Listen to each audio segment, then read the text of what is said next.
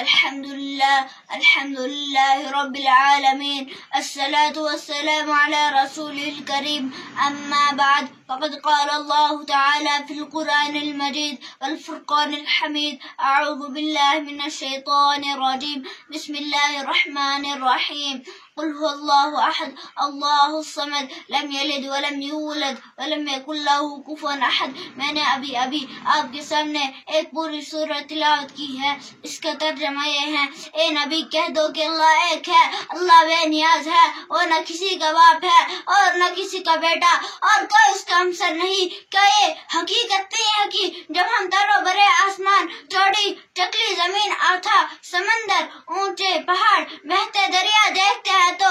بے ساختہ یہ خیال آتا ہے کہ اس عظیم کائنات کے کوئی حاکم ہے، کوئی ہے جس نے ان چیزوں کی تخلیق کی ہے۔ پھر ہم ایک قدم آگے بڑھاتے ہیں اور سوچتے ہیں، رات آتی ہے، دن رخصت ہو جاتا ہے، صبح ہوتی ہے، شام ہوتی ہے، کائنات کا نظام اچھے اصولوں کے مطابق چل رہا ہے، کہیں سے کوئی خرابی نہیں، شمس و قمر اپنے وقت پر نکلتے ہیں اور وقت پر ڈوبتے ہیں۔